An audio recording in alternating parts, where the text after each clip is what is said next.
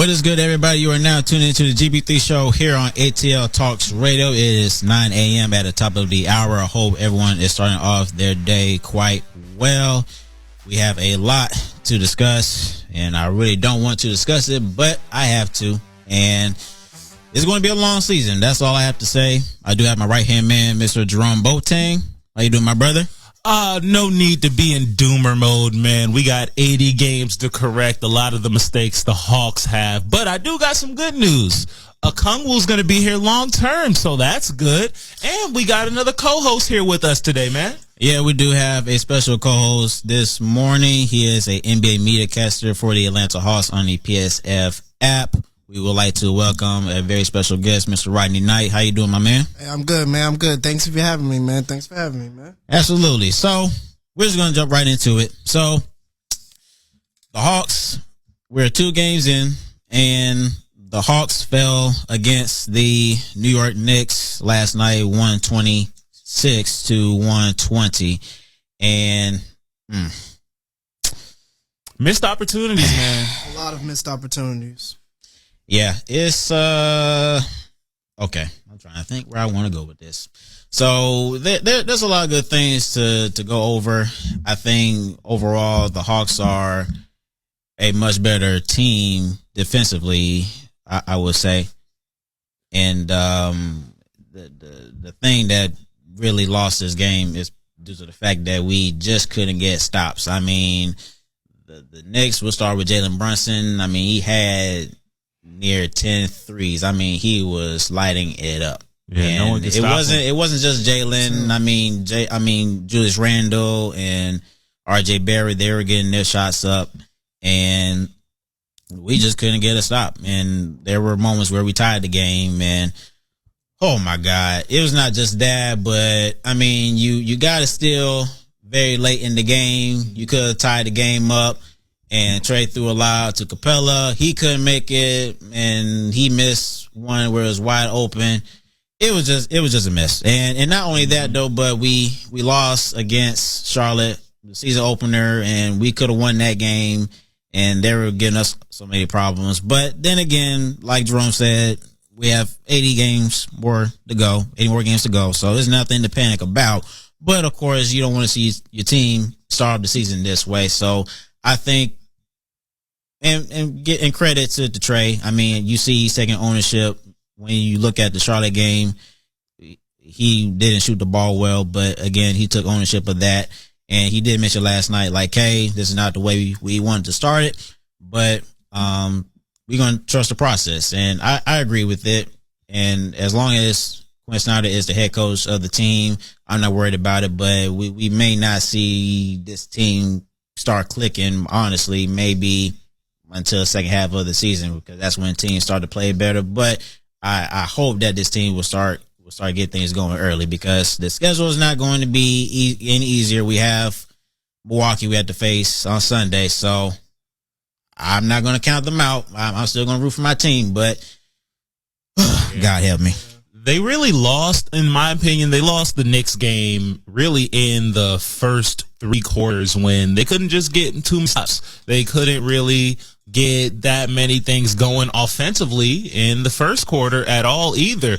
And one of the big things I'm noticing, and one of the things I even saw in the preseason, where the offense looks really clunky when the starting lineup with DeAndre Hunter and Clint Capella, Sadiq Bey, Murray, Young are all out there. It looks very clunky. The offense they don't really generate too many open shots, and it doesn't really start functioning like a well-oiled machine until you start getting the bench guys out there, until Jalen Johnson comes in the game, Bogey comes in the game, Onyeka comes in the game. Now it looks like how Quinn Snyder wants to play basketball. And if there's anything that I have noticed in these first 2 games, I think the starting lineup needs a bit of shifts. I think that you need to either start Onyeka Okongwu so we don't have a center out there that can only do pick and roll offensively, or if you're going to keep Capella out there for rebounding,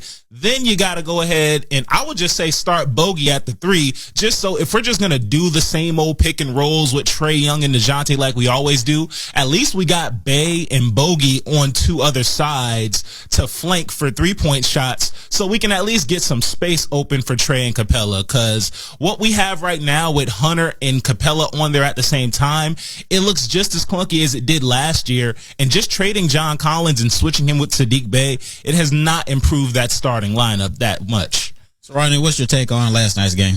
Well, I will say this, like, also, especially when you have them chances to actually get the offensive going, you also got to making them shots as well. Because they had some chances to making some shots, like what we was talking about last night. They had chances to making shots, but they just weren't falling in.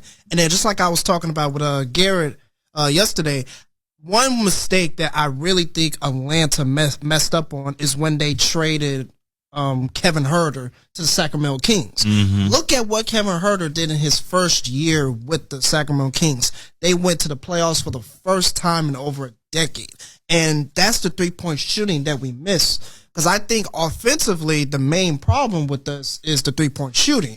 I mean, Trae, he's probably our best 3-point shooter on the team, but you got to have somebody else besides Trae and Bogdan that could hit threes consistently. Mm-hmm. And when Huerter was here, he was that guy that was the consistent 3-point shooter and that could get us out the hole if Trae or Bogdan is having a bad night shooting that 3 points. So I think that's a key piece that we're missing.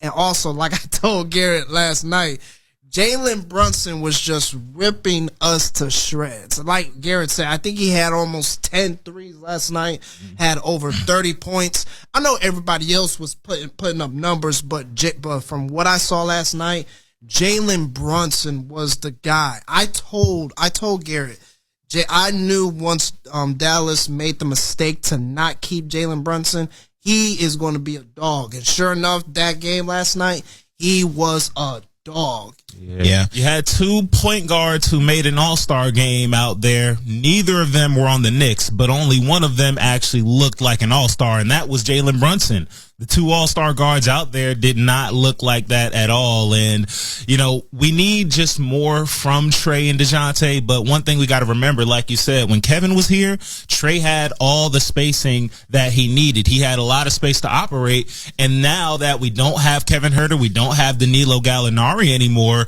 it's a lot harder to get Trae to be efficient because he just doesn't have the space to operate. And until the bench units come in, that's all of a sudden when the offense starts clicking. Now Trae has a bit more space to operate. He has a few more playmakers he can dish the ball to when he gets double teamed and when he doesn't really have anything going. And the offense just moves better. And when you're led by Trae Young, you have to be led by the offense. I understand them wanting to happen with Murray and Hunter just so the defense is a bit better. But when those guys aren't stopping Brunson and they're not making open shots, it's just going to be hard to win the game. And even though last night it was a tough one to swallow, especially because the Knicks just gave it to you on a silver platter at the end of the game. But I think that Hornets game was even more egregious. Yeah, that was. We couldn't make any shots that night. And considering the fact that we had a double-digit lead against the Hornets, and you understand that teams are going to make runs. We all know that's going to happen. But at the same time, you have to find a formula where you can put teams away. And that's really the goal against any team. Your goal is to put teams away, no matter who you're facing. Now, I'm going to be honest with you.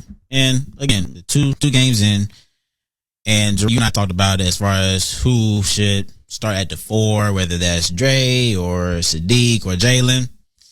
Based on what I've been seeing for the past 2 games, I think Jalen should take the 4. I mean, I think he's proved my point just a little bit. I get it. You want to have that 3-point shooting, but man, now y'all saw that dunk again on Jalen now. Yeah, he gives the team on those life. 2. Just because of that athleticism, I think Jalen Johnson, if you give him the chance to get into that starting lineup, I think he will be the best choice to start at the 3 or the 4 position, Jalen Johnson. And also, you signed Okanu to a 3-4 year extension. Mm-hmm. So you got to get your money's worth. So I think Okanu should actually also get a chance to start as well, because you could put Jalen Johnson at the 4 and probably Okanu at the 3 or at the 5, like you was talking about, because Capella, I'm just going to be upfront. I just don't think Capella should be the starting center of the team. I think you got to give probably Okanu a chance to start at the 5, even though it's going to be a small lineup. That's what a lot of teams are doing now. They're running small ball lineups. And if you're going to do that small ball lineup, I would put Jalen Johnson at the 4 or the 3, and then put Okanu at the 5. Now, for the record, I mean, yes, small ball does work in certain situations, but you still need size. And if you don't believe me, look at the Warriors, because they don't have size at all. And yeah, they may have the best shooting backcourt in the league, but when it comes to the playoffs, they're definitely going to need that, because when you're going up against teams like the Nuggets and the Lakers, where they have size, it's going to be a bloodbath. But yeah, I do think Okongwu will be this new starting 5. As far as when that's going to happen, I am not sure. Now, speaking of Okongwu, yes, he signed a 4-year, $62 million contract extension. I was shocked that he took that deal. I mean, not saying it's not a good deal. It's a great deal for a guy like Okongwu, and many people have anticipated he was going to ask a little bit more than that, somewhere around $100 million contract extension, but we got him on the team-friendly deal.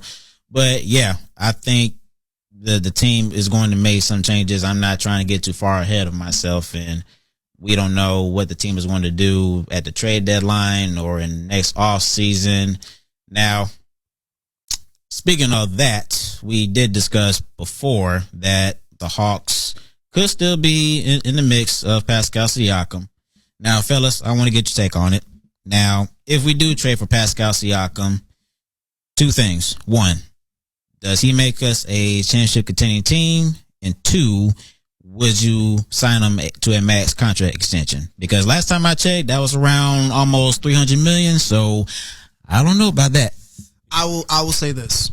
So number 1, I would not say that we would be a championship contender team. I say we would be at least a high playoff team, like a team that could make the second round, potentially make the conference finals. I think you still, because in the East, especially this year, you got to deal with the Bucks. You got to deal with the Celtics. I think the Cavs also, you got to deal with them too. And then, of course, you also got to deal with the Knicks who just beat you guys. You got to deal with them too. So you got probably 4 or 5 teams you're potentially going to have to deal with in the playoffs. Oh, and of course, I can't count out the Miami Heat. Even though they were the 8th seed last year, still made the NBA Finals, so I can't count them out. So I would say with Pascal Siakam, he would at least make the Hawks at least a second-round team, but a championship team, not yet. Because you're going to be up there with the Celtics and the Bucks. You're probably going to need someone like what Milwaukee just did, probably someone like a Damian Lillard to probably get you over that hump to a championship caliber team. Second round, absolutely, but championship team, absolutely not. And in regards to a max contract, I mean, that's an up in the air. Honestly, I don't see how much of our weaknesses that Pascal Siakam will solve. I think this team needs more spacing, and we already have 2 main ball handlers in DeJounte Murray and Trae Young. I think bringing in a Pascal Siakam mid-season, it could kind of like cause a bit of chemistry issues, because one of those guys, and most likely it'll be Murray, will have to play the third fiddle, and I don't think it's really smart to pay him a $120 million contract just so he can become a third option that he wasn't agreeing to or he didn't really sign up for. Furthermore, with how Jalen Johnson has been playing, I think he's offering up, at least within the first 2 games and the end of last year, a lot of what we would want Pascal Siakam to give us. He would be a big 6'9" guy who would be able to put the ball on the ground, get his own bucket in the post, make plays in the fast break, and give you some solid defense. That's what Jalen Johnson's been doing off the bench so far. So I think that right now, if we're going to make a trade, Pascal Siakam, I don't think that's really the route we need to go right now. Yeah, I agree. You know, as far as Onyeka Okongwu goes, I think the only reason why the Hawks are kind of hesitant to really start him is mainly due to Clint's rebounding ability. And I think we even saw last night, Mitchell Robinson gave the Hawks a lot of fits. So it pretty much forced our hand in having to put Clint Capella out there to match up with a guy of that size. At the same time, though, like when the offense is looking that bad, and when you have Clint out there, the only thing you can do offensively is run pick and roll. And if you're going to run pick and rolls with Clint Capella, so he's not just standing out there doing nothing, then you might as well put the ball in Trey's hands. And that goes completely against the off-ball Trae Young that we've been waiting for. So putting Okongwu out there in the lineup would definitely unlock a lot of the things that Quinn Snyder wants to do. But again, you're giving up a lot of rebounding and interior defense as well. So I say I lean toward offense just because that's what we're best at. You have Trae Young, make him the most comfortable offensively, and you worry about defense later. Because even when we put the best defensive lineup we got out there, Jalen Brunson can still go off for 9 threes, and the offense is still going to look like it does. So might as well make the offense as good as it can be. We are back. You are now tuned into the GB3 show here on ATLTalks Radio. It is 9:20. Again, as I mentioned before we went to break, we will have a very special guest, Mr. Rashad Milligan, who will be discussing the Hawks, and we'll get his take on the team so far. And so before he gets on board, so of course, you know, the Knicks, they're trying to find that next star player to try and make a championship run, but God forbid we don't know who that player will be or if they're even going to get that far. But of course, you're going to hear them in every trade rumor regarding the star player, whether that's a guy like Donovan Mitchell or Joel Embiid. You've heard them trying to go after Giannis, but of course, he just signed a 3-year contract extension. So, of course, that's out the door. But as I mentioned, they are interested in getting Joel Embiid, trying to steal him away from Philly. And right now, I'm not saying it's not possible that Joel Embiid can be traded because he is in an ugly situation with Philly, everything that's going on with the James Harden saga and things of that nature. But so the trade offer that's being thrown out there is the Knicks could offer a trade package that includes Julius Randle, RJ Barrett, Evan Fournier, Mitchell Robinson, and 2 or 3 future first round picks. Now, for Joel Embiid at his age, I think that's a pretty fair trade. If you are the Knicks, I mean, that's kind of what you're expecting. Of course, you're expecting guys that can produce, and of course, you have first round picks to build off of that. I think it's a fair trade, but I think the Sixers may want a little bit more than that. I'm not sure what kind of offer they're looking at, but I think for the Knicks, that seems to be a fair trade. Yeah, I think you're right. Sixers, they've always tried to get the absolute most for their assets, and like most GMs do. We saw with Ben Simmons, they held him for like half a year just so they can get James Harden. They didn't trade James Harden this offseason, trying to maximize his value. So if they're going to trade Embiid, they're going to want to get that Gobert, Paul George level of trade package back for him. But the thing is, with Joel Embiid getting up there in age, it may not be that feasible to get that type of package. And it may be a case where at this point, this might be the best you can do. I remember a few years ago when when a lot of people wanted Damian Lillard to get traded, there was a point where the Blazers could have got back 4 first round picks, and they ended up waiting and then getting much, much less than that. And you also saw the same thing when the Wizards didn't want to trade Bradley Beal, and they gave him a no trade clause too. So the Sixers may be in a position where this might be the best thing they can get for Embiid, and it just depends on if they want to keep stand 10 toes down trying to contend even though their window has closed probably many years ago, or if they want to press the button right now and do this rebuild. But in terms of the trade package, this is pretty solid right here. Unless someone else comes in and increases the offer, I don't really see where else you're getting this kind of trade package for. Granted, Giannis did just sign his extension, so Joel Embiid is kind of the only really big star on the trade market right now. So maybe other teams will come in and increase their offer as the season goes on, depending on how the Sixers play. Now, do you think the Hawks can get on that too? Oof, the Hawks, I mean, because the only realistically, I think the Hawks can only trade like 2 first rounders. Like they got the Sacramento pick, and then they got to go all the way back to like 2028. Yeah, in terms of their first round picks. Yeah, it would have to be. They would have to really mortgage deep into their future if they want Joel Embiid. It would just depend on, hey, do you think Joel Embiid is really worth a championship? And we'd probably have to give up DeJounte too, and at least one of our younger dudes as well, Onyeka Okongwu included. So I honestly would. I mean, I would make DeJounte and Trey untouchable. And everybody else, I mean, I'm all for it. I'd make Trey untouchable. DeJounte, that's an MVP right there when you're talking about Joel Embiid. Yeah, I'm pretty sure. I think if you say, okay, we give Capella, Okongwu, Sadiq Bey, Bogey, I'm pretty sure the Sixers would probably be fine with that. I mean, whatever it takes. I think those guys will be considered untouchable. I mean, it's kind of like when you heard the rumors about Pascal Siakam, right? And you heard DeJounte's name being in there. Okay. And then you hear that, hey, he signed a 4-year, $120 million contract extension. So it's a situation where he's lined up in the middle where he's touchable and then he's not. So, I mean, that's where I would put it at. Everybody is tradable for the right player. Like, I'm sure if, all of a sudden Nikola Jokic is on the trade market, I'm sure the Hawks would mull it over, think about, hey, should we trade Trae Young for Jokic? I mean, anybody can be considered tradable if the right player is on the table.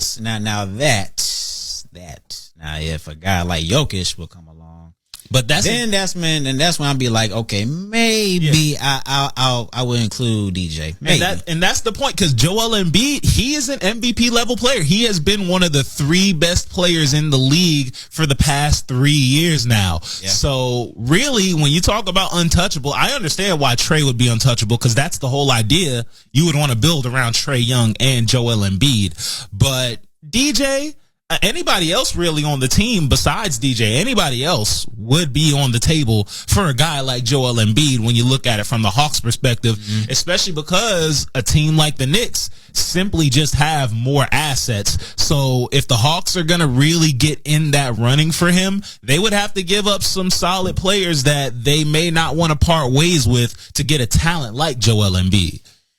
Now, speaking of other trade rumors, as I mentioned before, you have the James Harden situation in Philly, and we don't know exactly how that's going to turn out. I think he's going to get traded. As far as when and for what, I'm not sure.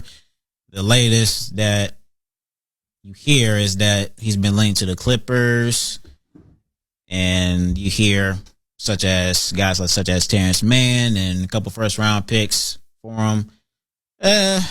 I mean, I'm definitely not going to give up the farm for James Harden, because we know Daryl Morey as a executive, he's going to ask for the farm for any star player he trades. So this may be dragged out until the trade deadline, or maybe even next summer. But I think for Philly, they push themselves in a corner, really, because of how all this turned out to be. So if I'm Philly, I'll take the best deal and keep it moving, because, like I said, you're not going to get the farm for a guy like James Harden. Yes, he's still an all-star caliber player, but he's not the James Harden that he used to be in Houston during his prime years. So if Terrence Mann, a couple first rounders, is your best deal, then I would take it. And this may just be one of those scenarios that I don't know if any other team's really knocking on James Harden's door. They're not, so that's what I'm saying. Yeah, and the Clippers are the only team that James Harden wants to go to. James Harden, with his last 2 trade requests, he's been able to pinpoint the exact team he wants to go to and get what he wants. And it may take a little bit longer this time around, but ultimately, I think he's gonna find his way on the Clippers. And you got to give it up for James Harden, because he does know how to play the leverage game pretty well, even in a moment where you don't think even he has that much. even threatening to retire. I'm like, come on, man. Like, he is of that age to be able to do that as well. So, James Harden could definitely, play out his options and yeah, I think that it's definitely possible that he ends up being a Clipper by the time this season comes to an end. Yeah, but then again, it's one of those things where you just have to keep an eye on. I'm not sure if James Harden's going to get traded by the trade deadline or the summer, but either way it goes, I think Philly is in a bad situation, and they just need to do what they need to do to go ahead and get this deal done one way or another. But we shall see. And I'm not sure you saw the Bulls game last night. And they lost their first game, and they already called a player only meeting already. And apparently that players only meeting ended up working. The man, Alex Caruso, ended up getting a steal and a game winner last night to win the game for the Bulls. But a players only meeting after just game 1 is kind of crazy. I mean, that is a setting for a long season right there. Granted, losing by 20 points to OKC is definitely not optimal when you're a team like the Bulls, who you think have that much playoff aspirations. It's even though their team isn't really the greatest, they consider themselves among the playoff teams. And I think it's kind of crazy having a players only meeting though after your first game though, but it appears to be successful. They won their second game. Alex Caruso, shout out to him. But yeah, just another impression I got from opening week is Victor Wembanyama. He made his first 2 debut games in, and I think he looked rather impressive, especially last night against the Rockets. He made a lot of big plays in the closing stretches of that game and against the Mavericks too. One thing that's really telling is it doesn't look like his teammates are quite trying to get him involved as much as you would want him to. It's starting to look a little bit like the team, like guys like Devin Vassell and Keldon Johnson. They're looking to get theirs. They're not looking for their 7'4" first overall pick to really set the tone for San Antonio. And maybe that's something that Coach Pop has to really coach into his team. Maybe Coach Pop has to realize exactly what he has in Victor Wembanyama, and that may be the big reason why the team isn't really getting what they need to out of him. But just another interesting note, we got Rashad Milligan, who's calling in now though, and we're about to get him on air. Yeah, we do have a very special guest with us, Mr. Rashad Milligan. He is a reporter and writer for Rolling Owl and Peachtree Hoops. Rashad, how you doing, my man? Man, I can't call it. How you boys doing, man? We got 2 of my youngins in the building, man. Garrett all the way back from Georgia State. Baby Boateng all the way from Marietta. Marietta in the building. Man? Shout out. Yes, sir. Yes, sir. We are very welcome to have you here, Rashad. And, like me and Jerome, we cover the Hawks pretty quite often. And so, Rashad, we just want to get your take on, the Hawks so far. We know it's only 2 games in, but there's a long season to go. But so far, what have you thought of this team so far as how they play offensively and defensively? Because it's quite obvious that they have a lot of work that needs to be done. Yes, obviously. It's kind of what I expected this season so far. I mean, when you go into the off season, you don't make any major changes. It's what did you expect? That's kind of just like my thoughts watching the team and stuff through the first couple games.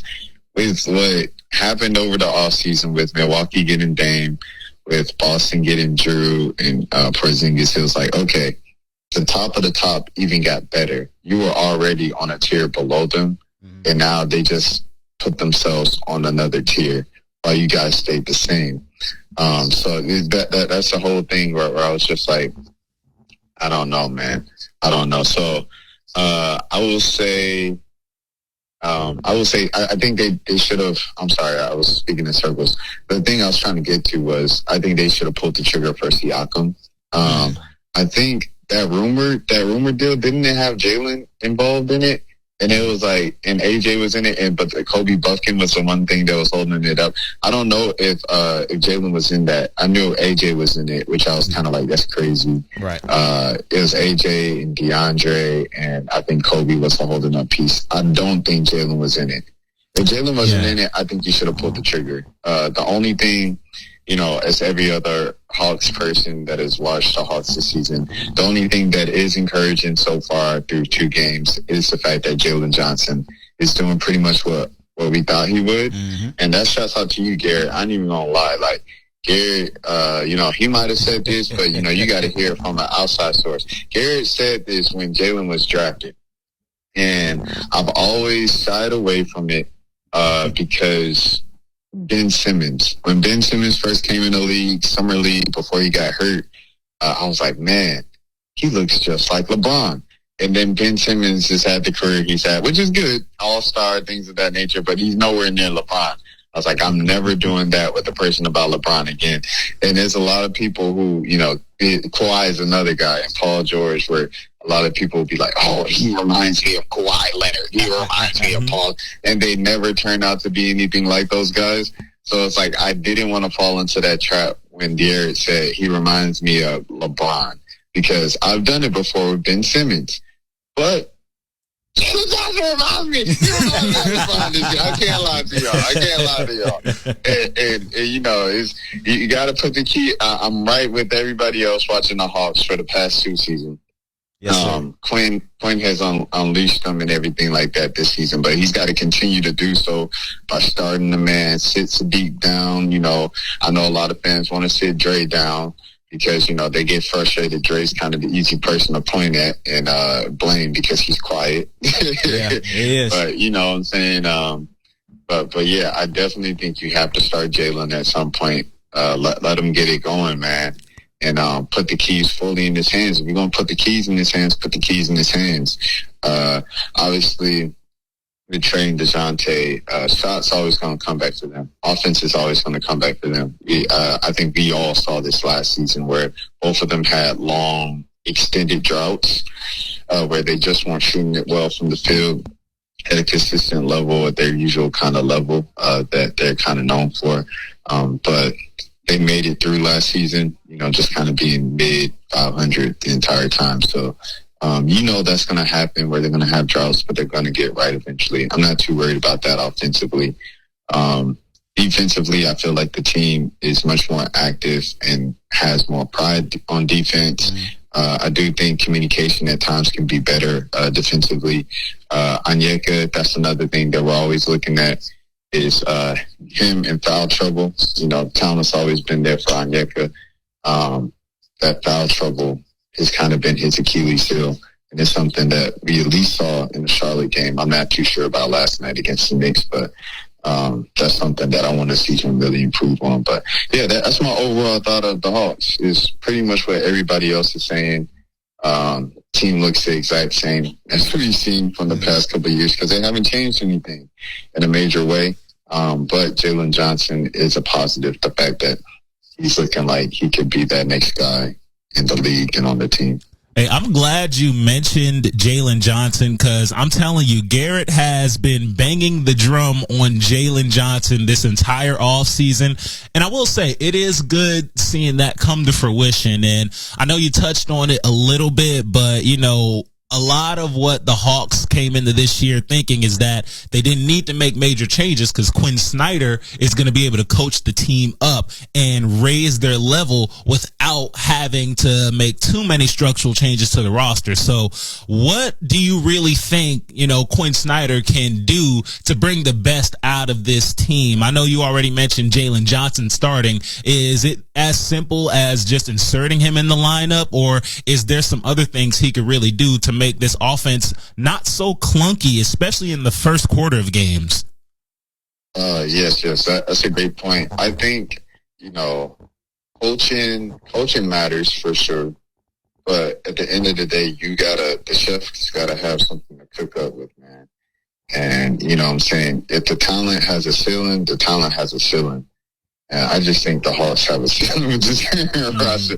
Like, you can't tell me you looking at Dame and Giannis in the same starting lineup, 2 top 10 guys. You can't tell me that you're looking at some of these other rosters. Of course, I don't think New York and Charlotte are that much far superior when you look at the teams on paper than the Hawks are, which I guess would be the point here. But you know, in the big picture of things, it doesn't matter what Quinn is going to do. If Quinn has the best running offense in basketball history, and you know the most active defense in basketball history, like it doesn't matter. Like, these guys, I think they're just not there as currently constructed. But as far as what he can do, tangible goals, yes. Inserting Jalen into the lineup, like you said, to get out to a faster start in the first quarter offensively. And, just continuing to give the ball energy, because, you know, I think a lot of times it's the same thing that we've been seeing for the past couple of years, but specifically last year, DeJounte's first year here. And it's the whole, when in doubt, play hero ball it out. You know what I'm saying? The kind of, you get the dribbling, and you get DeJounte doing the between the legs, and Trey's doing you know, they dribble the air out the ball. And that has never solved anything under Nate. It hasn't solved anything under Quinn. And so, if anything, I don't know how Quinn can, you know what I'm saying? Because if the players take the matters into their own hands, and they are the 2 all-star players, what are you going to do? Bench them for Patty Mills? You know, so it just is what it is. Like, the players have to do what the players, you know, have to do to win, you know, at the end of the day. And, you know, tangible things that Quinn could do is just, you know, continue to have faith in Jalen, and ride the hot hand, place him in the starting lineup, give him that boost of confidence as a young guy. You know, it's the little things that matter when you're that young in the league that kind of give you that mental edge and push above other guys. Yeah, man. Rashad dropping some truth bombs here on the GB3 show on ATLTalks radio. And just want to change gears a little bit here, because you've done some really good work with Peachtree Hoops, and writing some really good pieces about a lot of players, and particularly about their personal lives, and really getting in touch with what they do outside of the basketball court. So I just would like to ask, what are some of your favorite stories from covering the Hawks? And who are some of the favorite players you've had the chance to interview, either, you know, outside of the Hawks team or inside the Hawks organization as well? Just some of your favorite experiences as a journalist and as an interviewer. Yeah, I have a lot. This is, as I posted the other day on Instagram, this is season 9 for me. So it's crazy how, like, fast time flies. And, like, it also reminded me of, like, how crazy LeBron is for 21 seasons, because I'm not even playing, and I'm, like, tired.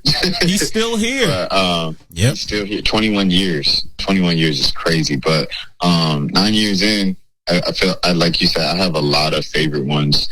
I think some of the favorites that pop off for me with players, like, directly, Amari Spellman, his exit interview a couple years ago after his rookie year. Was just kind of talking to him, like, and asking a bunch of follow-ups, and the story was kind of just like, because he does poetry and stuff, so he's very in tune with his emotions and things of that nature. So the story was like Amari Spellman and the Pursuit of Happiness, and I really enjoyed that one. I really enjoyed the ones where I have to kind of go out the way and take that extra step. So the 2 that stand out for me are the Kevin Huerter and Ian Anderson story.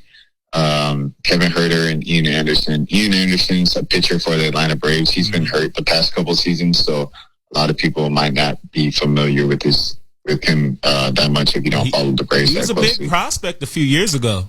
Yeah, he was. A huge prospect. He was the number 3 pick, I believe, and I want to say 2016. That might not be the year. It's been a while since I did that story, but yeah, he was the number 3 pick for the Atlanta Braves. And then Kevin, you know, of course, went to the Hawks out of college. So it was like those 2 guys went to the same high school. They won a state championship together in baseball, and then they eventually got drafted to different organizations in different sports, but in the same city. So, talking to both of those guys and their high school coach and seeing how excited the community was once that story came out, it was pretty cool. And I think I was in the Herders family's good graces ever since that story came out. So I was very proud about that one. And then the Trey one, I think anything with Trey that I got beneath the surface was always cool, just because of Trey's status, A, and then B, the fact that he doesn't talk that much. Trey doesn't really say too much beyond cliches. So to get something out of him, something of worth, I was always kind of proud of prying things out of him. So the latest one was when he was 14 years old, early on in his kind of recruitment journey to even become nationally ranked, he went down to a camp in Atlanta. So I talked to Trey's dad, the reporter that covered the camp, and I think I even talked to one of the coaches that was over there too. Yeah. I think I might even talk to one of the coaches that was at that camp. So I talked to all of them and kind of got the full story on that. Rayford, shout out to Rayford. He was telling me how he bought the tickets to go to Atlanta to go to this camp on his credit card. And, to get some of the background information of the sacrifices that these parents make to put these children and now young adults into the successful positions that they are today. Those are the things that you always don't hear about. You've heard about Trey growing up as an OKC season ticket holder with his father, and his father being a former professional basketball player. So a lot of people might hear that, especially Trey being mixed, having, a white mom, being from Oklahoma and stuff. A lot of people might kind of assume that Trey just had it made and they never had to, make a sacrifice to do something. They had the money always. But hearing that from Pops gives you the real story of them getting it out the mud. So it's stuff like that I like getting. Those are some of my favorite stories. And favorite people to talk to outside of that, obviously Kobe, rest in peace, Vaughn, and Wade. I had to sit down with Wade. So those are some of my favorite moments outside of the team. Yes, sir. And one last question before we let you go, Rashad. So circling back on your take on Pascal Siakam. So I think the Hawks are in a place where they need to make a move to help them get to where they want to be, of course, winning that first championship. But in terms of Pascal Siakam, do you think by making a trade for him, it will make the team a championship contending team? Or do you think they just need to make that move to get better, regardless if they're a championship contending team or not? I think obviously you're trading away your future for something that's a risk because you don't have that long-term commitment from Pascal. That's why the fan base was split on it this whole season. But you have to take a chance at some point. You have to swing for the fences.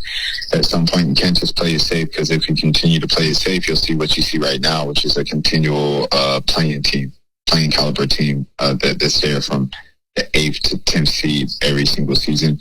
They might get to a 6th seed at some point, you know what I'm saying? Because they do have a lot of, they have a lot of solid guys, like AJ solid, Bogey solid, Dre solid, Sadiq solid, Jalen solid, Onyeka solid. They have a lot of solid role players and things of that nature. So, there might be a time where, just staying together so long and being so solid gets them a 6th seed, but there's still a ceiling on this team. We've seen this story before.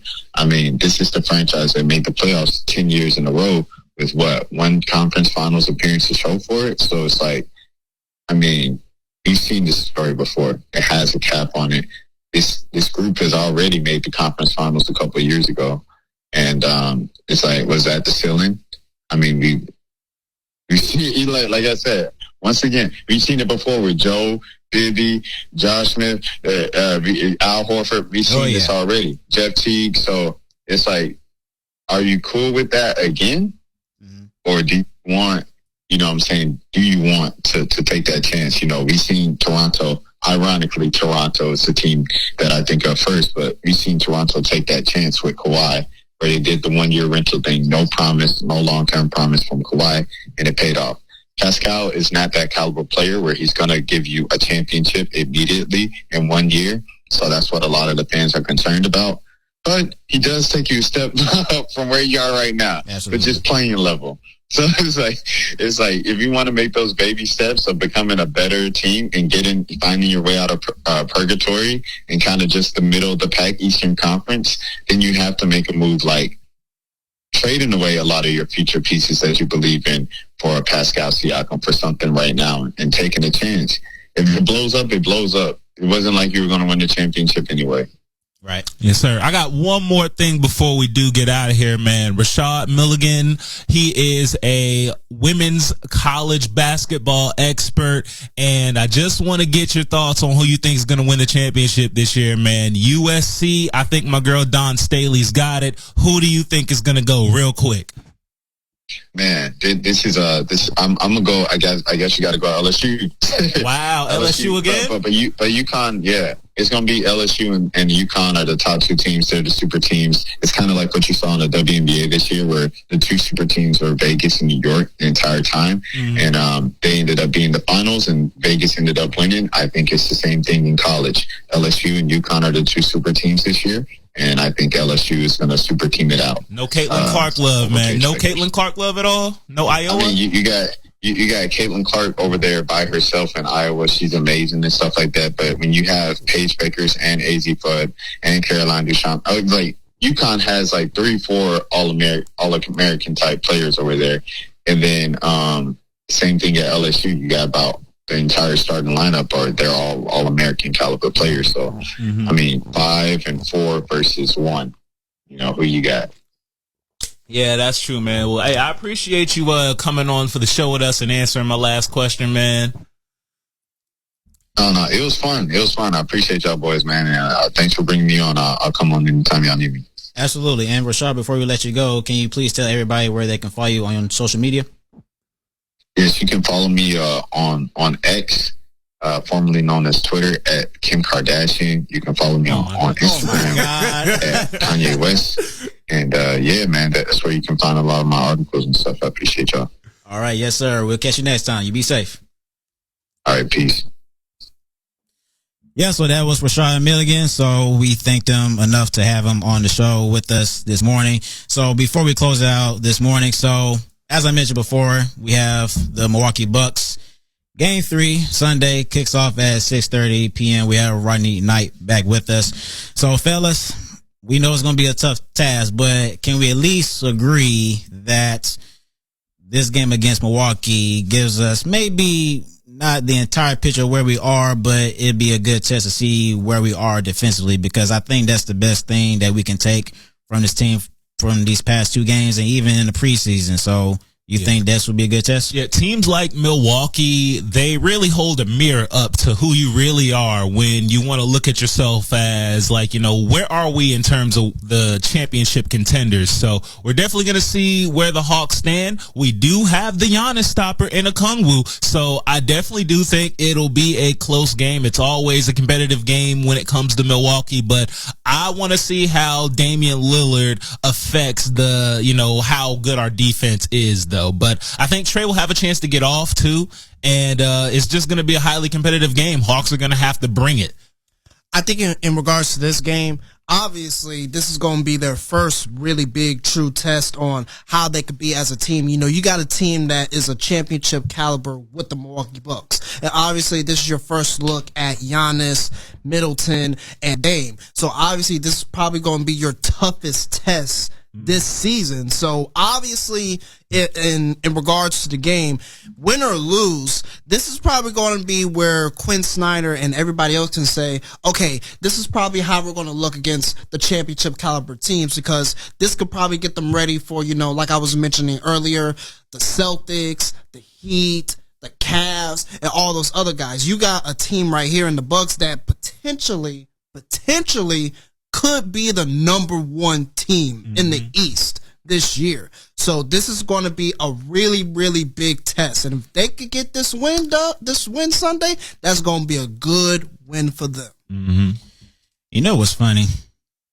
It's we're 0-2, but I saw someone tweeted this on X, saying that, hey, we look better under Nate McMillan. Oh, it's my God. That's not no. If you go back to Nate McMillan, yes, he led us to the conference finals. That don't mean anything. Just letting y'all know. But I just think in regards to the younger players and the team chemistry, Nate McMillan was not the right guy. Quinn Snyder is the right guy for us. Oh man. Yeah, I just had to put that out there. That was just that's just funny to me. But yeah, Garrett. Hey, today you pulling double duty today, Garrett? Yeah, you will see me on Candid Conversations with King G at 10 a.m. So make sure that you guys tune in still on ATLTalks Radio. So it's going to be a fun conversation with him. But yeah, circling back on the Pascal Siakam trade, I think Rashad did have a point that you do have to swing for the fences. And I'm always been a big advocate of that. But then again, it's one of those things where, okay, if you make a trade for a guy like that, are you a championship caliber franchise, or where do you see yourself end up at? I do think he would make the Hawks a much better team. There's no doubt about it. But yeah, I was swinging for the fences. But, and just to pick up on, just get your guys' thoughts on this. As Rashad pointed out, that, okay, the reason why we didn't get Pascal Siakam is because you heard that we offered draft compensation along with AJ Griffin and DeAndre Hunter, but I guess the deal breaker in that was we were not willing to give up Kobe Buffkin. But to me, I feel like there's more to that. I think there's another theory. I don't think that's the sole reason. So, yeah, would you guys give up Kobe Buffkin, or you think that's a little bit too much? Not for Pascal Siakam. I agree. Like, you got to swing for the fences, but you don't do that type of trade for a Pascal, because I don't think Pascal will bring us above that level. I do know one player that will, and his name is Kawhi Leonard. But are we really going to do this right now, Jerome? I just want to drop that right before the show ends. Oh my God! You know, hey, you give up that for a Kawhi Leonard type of deal, or Joel Embiid. You know. But hey, maybe I'm talking crazy. But the main thing you got to worry about is Kawhi Leonard going to stay healthy? Yeah. Thank you. Kawhi Leonard, he's a top 20 player in the league, but if he cannot stay healthy consistently, that's a bad But trade. if he does, we are a championship contender. I don't know why y'all keep missing that.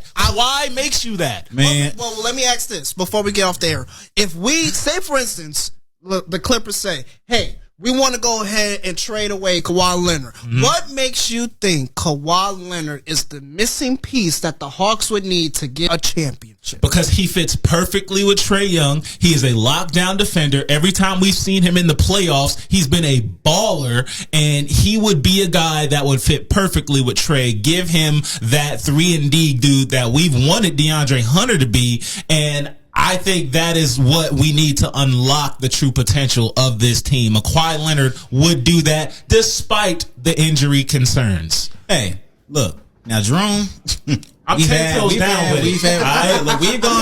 We've gone toe to toe about Kawhi Leonard, and I get it. Yes, fully healthy, one of the best players in the league, probably a top 5 player at best if he's fully healthy. But like I said, and Rodney proved my point as well, that, hey, if a guy cannot stay healthy 50% of the time or even more than that, that's a bad trade. It's a bad trade. But like I said, I mean, yeah, I would agree. Yeah, if Kawhi Leonard was fully healthy, I will go all in for it. But right now, I think a Pascal Siakam move is a lot better.